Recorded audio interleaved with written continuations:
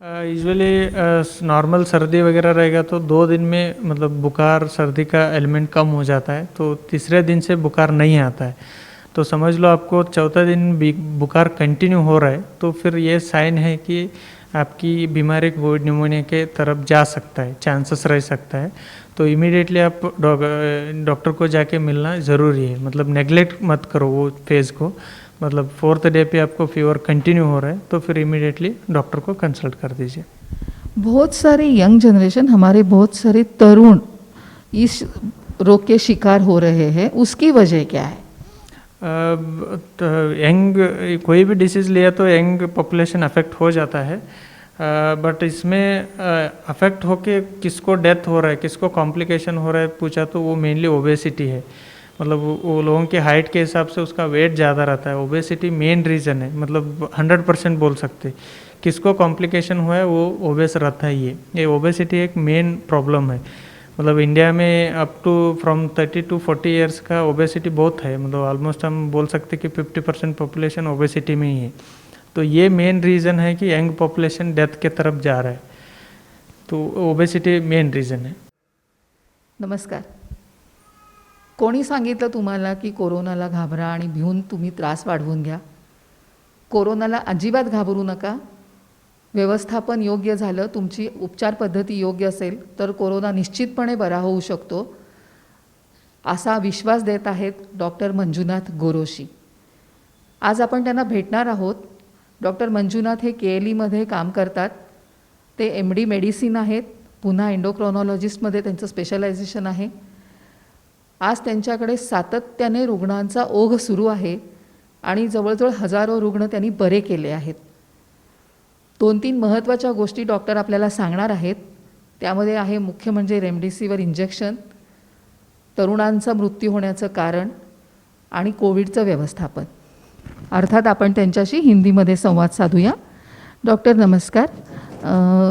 ये डर क्यों पैदा हुआ है लोगों के मन में कि कोविड आया है तो मेरी जान को खतरा है? इतने मतलब कोविड के बारे में इतना डरने की ज़रूरत नहीं है। एक मैं सिनेरियो बता देता हूँ। एक 100 कोविड पेशेंट्स अभी पॉजिटिव आया है, मेरा RT-PCR 100 पेशेंट्स का आया है, तो उसमें 10 जन को ही निमोनिया होने का चांस रहता है।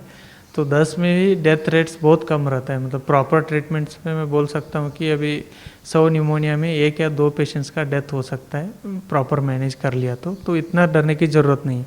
कोई भी डिसीज़ ले लेंगे तो कोई भी मतलब सिंपल बीमारी के लिए भी डेथ रेट 1% 2% रहता ही है।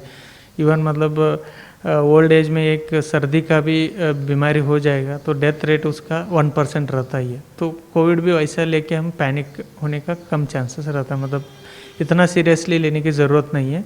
प्रिवेंटिव मेजर्स और प्रॉपर ट्रीटमेंट से उसको हम आराम कर सकते हैं। सर्दी आया, जुकाम आया, बुखार आया, 1-2-3 दिन में हमने देखा, फिर हम कब जाना है डॉक्टर के पास, हमारा बुखार कब कम होता है ये देखना है, और कम नहीं होना है तो उसके आगे हमको क्या करना है? यूजुअली नॉर्मल सर्दी वगैरह रहेगा तो 2 दिन में मतलब बुखार सर्दी का एलिमेंट कम हो जाता है, तो तीसरे दिन से बुखार नहीं आता है। तो समझ लो आपको चौथा दिन बुखार कंटिन्यू हो रहा है, तो फिर ये साइन है कि आपकी बीमारी कोविड निमोनिया के तरफ जा सकता है, चांसेस रह सकता है। तो इमीडिएटली आप डॉक्टर को जाके मिलना ज़रूरी है। मतलब नेगलेक्ट मत करो वो फेज़ को। मतलब 4th डे पे आपको फीवर कंटिन्यू हो रहा है तो फिर इमीडिएटली डॉक्टर को कंसल्ट कर दीजिए। कोविड से अगर निमोनिया ट्रांसफ़र हो गया तो क्या करना है, कौन सी ट्रीटमेंट है उस पर? कोविड के वंस वो निमोनिया तरफ कन्वर्ट हो गया, यूजुअली मतलब चौथे दिन के बाद वो कन्वर्ट होता है निमोनिया में, तो उसके लिए ट्रीटमेंट्स बहुत सारे ट्रीटमेंट्स है। मतलब अभी बहुत जल्दी हमारा प्रेजेंटेशन है तो एक रेमडेसिविर हेल्प करता है 7 दिन के अंदर। 7 दिन के बाद इस मेनली वो बॉडी का रिस्पॉन्स रहता है। मतलब वाइट ब्लड सेल्स वगैरह एक्टिव होकर बॉडी को डैमेज करता रहता है, लंग को डैमेज करता रहता है, उसको हम सप्रेस करके रखना पड़ता है। मतलब स्टेरॉइड्स वगैरह दे के उसको थोड़ा सप्रेस करके रखना पड़ता है। तो पहले वीक के अंदर रहेगा तो थोड़ा रेमडेसिविर हेल्प करता है, दूसरे वीक में मेनली स्टेरॉइड और ब्लड थिनर करके बोलते हैं, हेपेरिन या एस्पिरिन हम देते रहते हैं, वो थोड़ा हेल्प करते हैं। और एंटीबायोटिक्स दे सकते हैं, क्योंकि स्टेरॉइड देते रहते तो एंटीबायोटिक्स का कुछ और बैक्टीरिया का इन्फेक्शन नहीं होना चाहिए करके एंटीबायोटिक्स भी दे सकते हैं। पेशेंट अगर सीरियस हो गया है तो रेमडेसिविर तब यूज़ नहीं होता है, ये पहले हफ्ते में ही सिर्फ यूज़ होता है, तो लोग इतने पैनिक क्यों हो रहे हैं? इतने मतलब रेमडेसिविर के बारे में इतना इम्पोर्टेंट देने की ज़रूरत नहीं है। सब स्टडीज़ है, मतलब एनीजियम हम मतलब मेडिसिन में टॉप मोस्ट जर्नल मानते हैं, उसमें भी आया है कि फर्स्ट वीक में ही थोड़ा बहुत रेमडेसिविर हेल्प करता है, उसके बाद हेल्प करने का मतलब हम जीरो पकड़ते हैं उसको, इतना हेल्पफुल नहीं है फर्स्ट वीक के बाद। यही एम्स की मेडिसिन एचओडी उन्होंने भी बोला है कि सेकेंड वीक में मतलब 7 दिन के बाद रेमडेसिविर का इतना रोल नहीं है। सो लोगों ने इतना पैनिक होने की ज़रूरत नहीं है। मतलब वो अननेसेसरी हमने मतलब उसको डिमांड क्रिएट कर रहे हैं, उसको ज़्यादा पैसा दे के खरीद रहे, ये गलत है। कोई डॉक्टर रिकमेंड कर रहे हैं तो फिर आप ज़रूर वो रेमडेसिविर को लगा दीजिए, ठीक है। कुछ पेशेंट्स ही मतलब फोर्स करते मेरे को रेमडेसिविर लेना है, ऐसा नहीं होना चाहिए, क्योंकि डॉक्टर ने उसको सब वेटेज करके कुछ पेशेंट्स को रेमडेसिविर देते, किसी को नहीं देते। वो आप डॉक्टर का डिसीजन मान लो, मतलब आपको रेमडेसिविर लेना है, ऐसा बाहर आके आप 5,000 का इंजेक्शन को 20,000 देंगे, 30,000 देंगे, ऐसा नहीं होना चाहिए, वो तो गलत है। पेशेंट को ऑक्सीजन कब लगाना है और उसकी कंडीशन कैसी रहती है कि ऑक्सीजन की ज़रूरत पड़ती है? एक चीज़ ऑक्सीजन के बारे में, मतलब ऑक्सीजन जनरली 93 के नीचे जा रहे हैं तो फिर हम लगवा देते हैं। अभी समझ लो कि ऑक्सीजन का क्रंच बहुत चल रहा है, हम अप टू 90 भी वेट कर सकते हैं, इतना पैनिक होने की ज़रूरत नहीं है। मतलब हम पेशेंट में कंडीशन देखते हैं। अभी पेशेंट आया है, उसका वर्क अप ब्रीदिंग बोलते हैं, वर्क अप ब्रीदिंग मतलब उसका सांस लेने का कितना ये हो रहा है, मेहनत लगा रहा है वो, इतना मेहनत नहीं है तो फिर लंग का इन्वॉल्वमेंट कम रहता है, ऑक्सीजन थोड़ा कम हुआ तो भी चलता है, तब हम वेट कर सकते हैं, अप टू 90 भी वेट कर सकते हैं। कुछ लोगों में मतलब वर्कअप ब्रीदिंग बहुत रहता है, मतलब बहुत ज़्यादा सांस लेते रहते हैं, तो वो लोगों को 93 तक भी हम ऑक्सीजन दे सकते हैं। बट कुछ लोगों को ऐसा यह है कि 97 है तो भी मेरे को ऑक्सीजन लगेगा, ऑक्सीजन ही कोविड का ट्रीटमेंट है, ऐसा नहीं है। तो ऑक्सीजन निमोनिया से कम हो गया था, फिर ऑक्सीजन लगा के हम मेंटेन कर सकते हैं उसको। ऑक्सीजन में तो मेन ट्रीटमेंट लाइन नहीं है। बहुत सारे यंग जनरेशन, हमारे बहुत सारे तरुण इस रोग के शिकार हो रहे हैं, उसकी वजह क्या है? तो यंग कोई भी डिसीज़ लिया तो यंग पॉपुलेशन अफेक्ट हो जाता है, बट इसमें अफेक्ट होके किसको डेथ हो रहा है, किसको कॉम्प्लिकेशन हो रहा है पूछा तो वो मेनली ओबेसिटी है। मतलब वो लोगों के हाइट के हिसाब से उसका वेट ज़्यादा रहता है, ओबेसिटी मेन रीज़न है। मतलब 100% बोल सकते किसको कॉम्प्लिकेशन हुआ है वो ओबेस रहता है। ये ओबेसिटी एक मेन प्रॉब्लम है। मतलब इंडिया में up to from 30 to 40 years का ओबेसिटी बहुत है, मतलब ऑलमोस्ट हम बोल सकते कि 50% पॉपुलेशन ओबेसिटी में ही है। तो ये मेन रीज़न है कि यंग पॉपुलेशन डेथ के तरफ जा रहा है, तो ओबेसिटी मेन रीज़न है। तो बच्चों को या हमारी तरुण यंग जनरेशन को क्या कहना चाहिए कि वो ओबेसिटी न बढ़ाए, इसलिए उनका खाना कैसा रहना चाहिए, एक्सरसाइज क्यों सा होना चाहिए? ओबेसिटी के बारे में बताना है तो एक तो मेन लाइफस्टाइल है। लाइफस्टाइल में डाइट एक इम्पॉर्टेंट चीज़ है।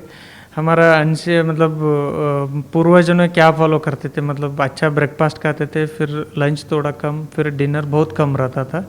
हमारा इसके जनरेशन में सब उल्टा हुआ है, मतलब ब्रेकफास्ट करने के लिए टाइम नहीं रहता है, फिर दोपहर का लंच ऑफिस लंच रहता है, फिर डिनर पूरा हैवी डिनर करते हैं, तो उसके हिसाब से ओबेसिटी बढ़ते जाता है। और एक चीज़ है इन बिटवीन खाने का, मतलब अभी नाश्ता लंच और डिनर के बीच में वो बीच में चाय पिया, स्नैक्स खाया, वैसा करते रहते, वो सब अवॉइड करना चाहिए। मेन ब्रेकफास्ट है, मतलब हम प्राइमरी में पढ़ते रहते हैं, मतलब eat breakfast like a king, eat dinner like a beggar करके, तो वो बहुत अप्लाई होता है। मतलब वो प्रॉपर फॉलो कर देंगे तो ओबेसिटी का चांसेस कम हो जाता है। लॉकडाउन से अभी कुछ फ़ायदा हो सकता है क्या? अभी हमारा लॉकडाउन जो किया है वो राइट टाइम में हुआ है? अभी के लॉकडाउन हम बोल सकते हैं कि राइट टाइम में, क्योंकि अभी तो हम कम्युनिटी ट्रांसमिशन में है, तो हमने ब्रेक द चेन का तो बहुत मुश्किल काम है। तो हमने ये पीक ऑफ द डिसीज़ है, सेकेंड वीक के पीक पे है, तो अभी हम लॉकडाउन कर देंगे तो burden on health care system तो कम होने वाला है डेफिनेटली, अनदर 7 to 10 days। तभी क्या हमको बेड मिल रहे हैं, ऑक्सीजन कम है, ये सब चीज़ें थोड़ा मतलब एक हफ्ते के बाद नॉर्मल होने का चांसेस बहुत रहता है। तो ये लॉकडाउन का पीरियड तो प्रॉपर टाइम है, मतलब टू रिड्यूस हेल्थ केयर का बर्डन रिड्यूस करने के लिए बहुत इम्पोर्टेंट है। फिर भी हमको कौन सी प्रिकॉशन लेनी है, क्योंकि ब्रेक द चेन अभी ठीक है, लॉकडाउन खुलने के बाद हम फिर से वही उतनी ही भीड़ करते हैं, फिर कोई सोशल डिस्टेंसिंग नहीं या मास्क नहीं, कुछ भी नहीं। ये गलत है। मतलब एक तो सोशल डिस्टेंसिंग एक चीज़ है, बट मेन है मास्क है। कभी भी मास्क में मतलब नीचे नहीं उतरना। मतलब आप बाहर अच्छे मास्क पहन सकते हैं, घर पे भी मास्क पहनना बहुत इम्पोर्टेंट है, क्योंकि हम यंग जनरेशन बाहर जाके आते हैं, कहीं कहीं इन्फेक्ट हो जाते, फिर घर आते वो सीनियर सिटीजन को सबको इन्फेक्ट कर लेते। तो इसीलिए मैं इम्पोर्टेंट बोलता हूँ कि एटलीस्ट सिंपल एक मास्क घर पे भी पहनना बहुत इम्पोर्टेंट है। ये एक एटलीस्ट एक मंथ के लिए, क्योंकि इतना पीक चल रहा है अभी इन्फेक्शन ट्रांसमिशन का रेट। तो एटलीस्ट घर पे भी आप मास्क पहन के रहेंगे ना तो बहुत अच्छा है। मतलब सीनियर सिटीजन ये सब ससेप्टेबल पर्सन्स प्रोटेक्ट होते हैं उससे। तो घर पे भी सिंपल मास्क पहनो। ऐसा मास्क का गलत ये मत सुनाओ कि मास्क पहना तो डिमेंशिया होता है, ब्रेन के ऊपर डैमेज होता है। ये सब चीज़ें गलत है, ये कोई प्रूवन एंटिटी नहीं है। तो एटलीस्ट हम 1 महीने 2 महीने के लिए घर पे भी बाहर भी मास्क पहनेंगे ना तो बहुत इम्पोर्टेंट है। तो ओनली इम्पोर्टेंट थिंग बोल सकते हैं, बाकी सब नेग्लेक्ट, मतलब उसको इम्पोर्टेंट ज़्यादा देते हैं हम। मतलब अभी हैंड सैनिटाइजेशन, हैंड क्लीनिंग को ज़्यादा इम्पोर्टेंट देते, मास्क को बहुत कम देते। ये गलत है। मेन इम्पोर्टेंट मास्क है, सेकंड है सरफेस, मतलब हैंड सैनिटाइजेशन वगैरह, उससे ट्रांसमिशन बहुत कम रहता है। मेन है मास्क। तो मास्क बाहर अंदर, घर के बाहर भी अंदर भी इम्पोर्टेंट है। कोविड और स्ट्रेस का कितना कनेक्शन है? कोविड और स्ट्रेस का तो बहुत बड़ा कनेक्शन है। मतलब डे टू डे हम पेशेंट्स देखते हैं तो कौन ज़्यादा स्ट्रेस लेता है तो उसका निमोनिया और कॉम्प्लिकेशंस रेट बहुत बढ़ जाता है। क्योंकि राइट फ्रॉम इससे early stage to pneumonia stage develop होने में भी स्ट्रेस बहुत फैक्टर है, और निमोनिया होने के बाद कॉम्प्लिकेशन होने का रेट्स भी स्ट्रेस से बहुत बढ़ जाता है। स्पेशली कुछ लोग मतलब इतना स्ट्रेस हो जाते हैं कि कोविड पॉजिटिव आ गए तो वो लोग का डेथ हो रहा है, ऐसा इतना पैनिक होते हैं। वो पैनिक होने का भी एक रीज़न है डिसीज़ प्रोग्रेस होने का। सो डोंट बी पैनिक, मतलब आराम रहो, इतना कोई बड़ा ये नहीं है। प्रॉपर ट्रीटमेंट से हम वो सब को क्योर कर सकते हैं, इतना वरी करने की जरूरत। आपने अभी इतने लोगों को अच्छा किया है, कोविड पेशेंट्स को बहुत अच्छा किया। सभी बेलगाम वासियों को आप क्या संदेशा देना चाहोगे? लास्ट सजेशन है, कोविड के बारे में पैनिक होने का ये कम करो, ज़रूरत नहीं है। प्रिवेंटिव मेजर्स ले लीजिए, वही मास्क है। मास्क एक इम्पॉर्टेंट चीज़ है।